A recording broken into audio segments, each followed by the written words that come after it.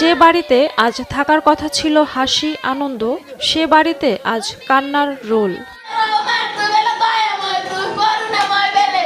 ভয়াবহ এক সড়ক দুর্ঘটনায় প্রাণ হারান একই পরিবারের ৭ জন। ৬ আগস্ট ভোরে ঢাকার এয়ারপোর্ট থেকে বাড়ি ফেরার পথে যাত্রীবাহী একটি মাইক্রোবাস নিয়ন্ত্রণ হারিয়ে খালে পড়ে গেলে এ মর্মান্তিক ঘটনা ঘটে। একই সাথে ৭ জনের মৃত্যুতে বাকরুদ্ধ পরিবার পরিজন ও এলাকাবাসী। স্বজনদের কান্নায় ভারী হয়ে উঠেছে পরিবেশ।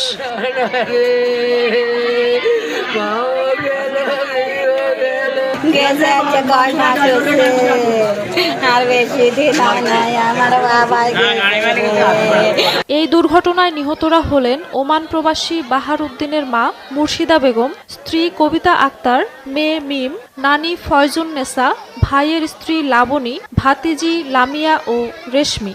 নিহতদের সবাই লক্ষ্মীপুর সদর উপজেলার উত্তর জয়পুর ইউনিয়নের পশ্চিম চৌপল্লী গ্রামের কাশালী বাড়ির বাসিন্দা। আমি কিছু জানি না, ওনারা কালকে দুপুরে আমার আঙ্কেলকে আনতে গেছে, পরে আসার সময় ওনারা অ্যাক্সিডেন্ট করে ফেলে পরে আমার পুকুরে মারা গেছে।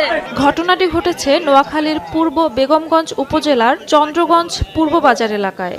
আত্মীয় স্বজনেরা জানান, প্রবাসী বাহার প্রায় ২.৫ বছর পর দেশে ফেরেন। তাকে আনতে পরিবারের সদস্যরা একটি মাইক্রোবাস ভাড়া করে ঢাকায় যান। সেখান থেকে ফেরার সময় মঙ্গলবার ভোরে চন্দ্রগঞ্জ পূর্ববাজার এলাকায় পৌঁছালে গাড়ির চালক ঘুমিয়ে পড়েন বলে ধারণা করা হচ্ছে। এ সময় মাইক্রোবাসটি নিয়ন্ত্রণ হারিয়ে এলাকার রহমতখালী খালের গভীর পানিতে তলিয়ে যায়। ধারণা করা হচ্ছে যে ড্রাইভারের চোখে ঘুম ঘুম ছিল, এই কারণে গাড়ি নিয়ন্ত্রণ হারিয়ে খালের ভিতরে পড়ে যায়।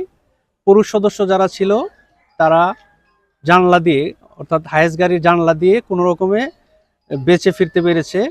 মহিলা এবং শিশুরা বের হতে পারেনি।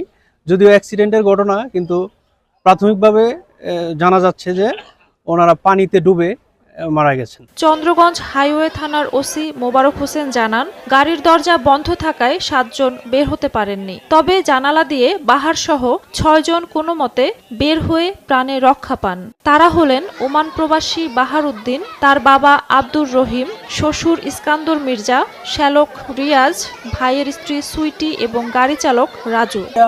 গাড়ি ডুবে না, গাড়ি নৌকার মতন ভাসতেছে। ইগারে কইতেছি লক্ষ লেগে গেলাস পুলি টক্কা দিয়ে মারা গেছে। আমি ঘুরি ঘুরি করতেছি, লক্ষ গাড়ির ভিতরে লক্ষ গাড়ির দরজা খুলে দিলে ব্যাগে ৭-৮ গাড়ি তো লিয়ে গাড়ির দাম নামে যায়।